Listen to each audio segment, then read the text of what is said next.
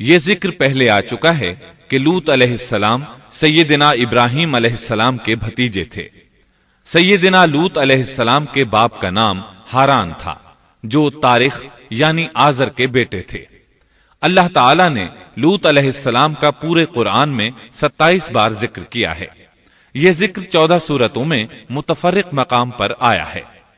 آپ کا والد آپ کے بچپن ہی میں فوت ہو گیا تھا، اس لیے آپ نے اپنے دادا آزر کے گھر اپنے چچا ابراہیم علیہ السلام کے ہاں پرورش پائی۔ یہی وجہ ہے کہ ابراہیم علیہ السلام کو ان سے بے حد محبت تھی۔ جس وقت پوری قوم سیدنا ابراہیم علیہ السلام کے خلاف اٹھ کھڑی ہوئی اور انہیں آگ میں ڈالا گیا، اس کٹھن وقت میں صرف لوط علیہ السلام ہی وہ شخصیت تھے جو آپ پر ایمان لا چکے تھے، جیسا کہ اللہ تعالی نے فرمایا فآمن له لوط، ان پر لوط ایمان لے آئے۔ پھر جب ابراہیم علیہ السلام نے ہجرت کی تو لوط علیہ السلام نے بھی ان کے ساتھ ہجرت کی۔ اللہ تعالیٰ فرماتے ہیں وقال انی مہاجر الی ربی انہ هو العزیز الحکیم، اور کہنے لگے کہ میں اپنے رب کی طرف ہجرت کرنے والا ہوں، وہ بڑا ہی غالب اور حکیم ہے۔ اس سے پہلے ہم ذکر کر آئے ہیں کہ جب ابراہیم علیہ السلام مصر سے فلسطین واپس چلے گئے تو آپ نے اپنے بھتیجے لوط کو سدوم بستی کی طرف بھیج دیا۔ یہ بحر مردار کے پاس ایک بستی تھی، تجارتی مرکز اور مسافروں کے لیے آرام کی جگہ تھی۔ یہ کافر قوم تھی، ان میں ایک بھی مومن نہیں تھا۔ اللہ تعالیٰ فرماتے ہیں فأخرجنا من كان فيها من المؤمنين فما وجدنا فيها غير بيت من المسلمين، پس جتنے ایماندار وہاں تھے ہم نے انہیں نکال لیا، اور ہم نے وہاں مسلمانوں کا صرف ایک ہی گھر پایا۔ یہ سب لوگ کافر تھے، لوگوں میں سب سے زیادہ فاسق اور فاجر تھے۔ ان لوگوں نے ایسی برائیاں ایجاد کی کہ ان سے پہلے کائنات میں کسی نے نہ کی تھیں۔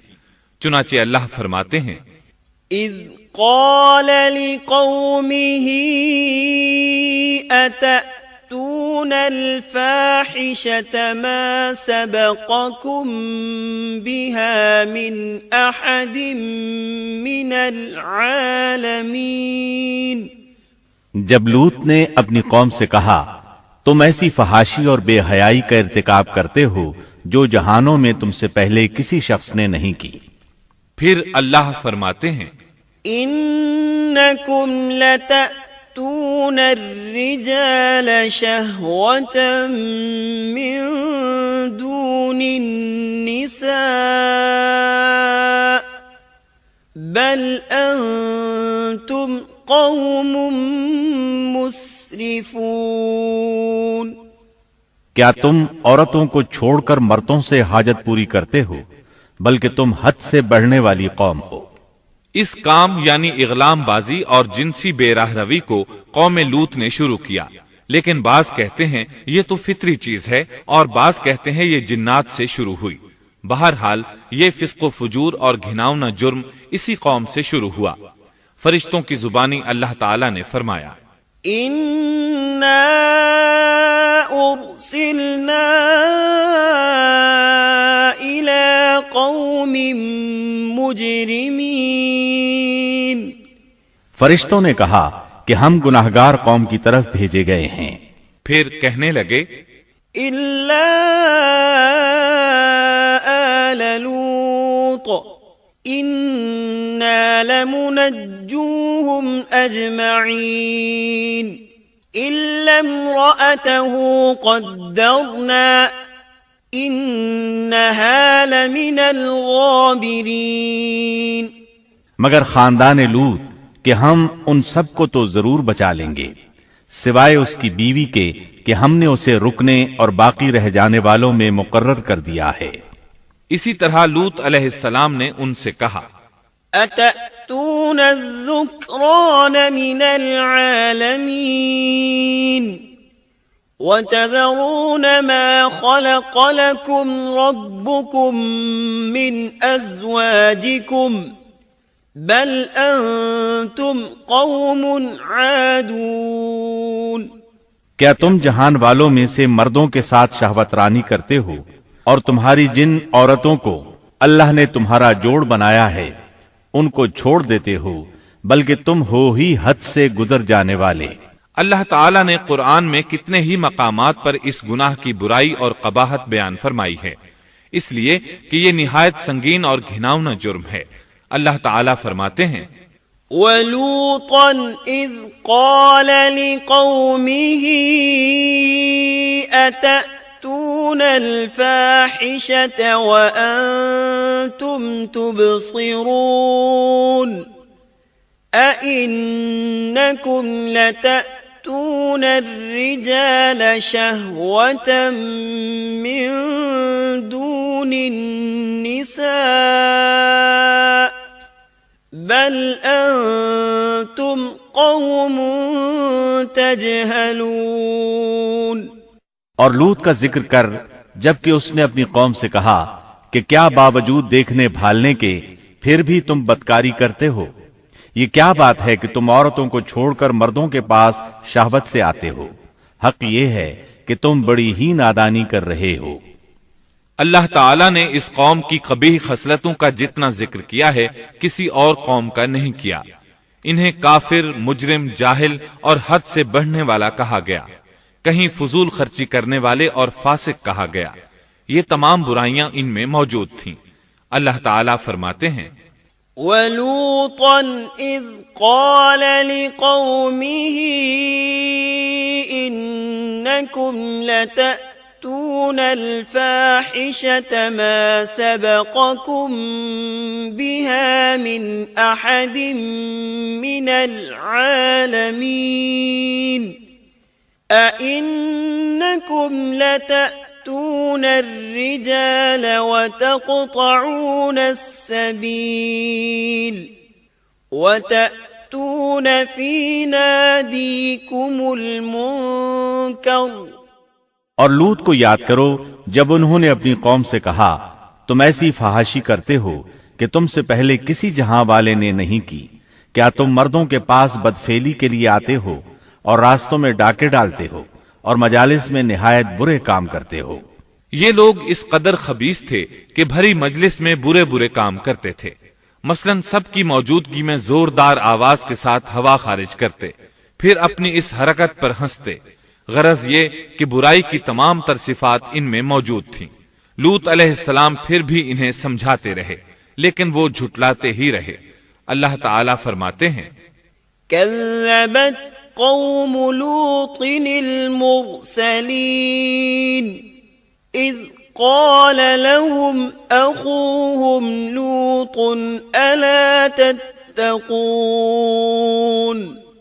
إني لكم رسول أمين فاتقوا الله وأطيعون وما أسألكم عليه من أجر إن أجري إلا على رب العالمين۔ قوم لوط نے پیغمبروں کو جھٹلایا جبکہ ان کے بھائی لوط نے ان سے کہا کہ تم اللہ کا خوف نہیں رکھتے۔ میں بلا شبہ تمہاری طرف امانت والا پیغمبر ہوں، البتہ اللہ سے ڈرو اور میری اطاعت کرو، اور اس کام پر میں تم سے کوئی اجرت اور مزدوری نہیں چاہتا۔ میرا اجر تو صرف اور صرف جہانوں کو پالنے والے کے ذمے ہے۔ انبیاء کا مشن ہی یہ ہوتا ہے کہ تبلیغ کرتے رہیں، لہٰذا لوط علیہ السلام دعوت دیتے رہے، لیکن دعوت کے نتیجے میں قوم کا رد عمل کیا تھا اللہ نے اس کا بھی ذکر کیا ہے۔ فرمایا فما كان جواب قومه إلا أن قالوا ائتنا بعذاب الله إن كنت من الصادقين۔ پس اس کی قوم کا جواب یہی ہوتا کہ اللہ کا عذاب لے آ اگر تو سچا ہے۔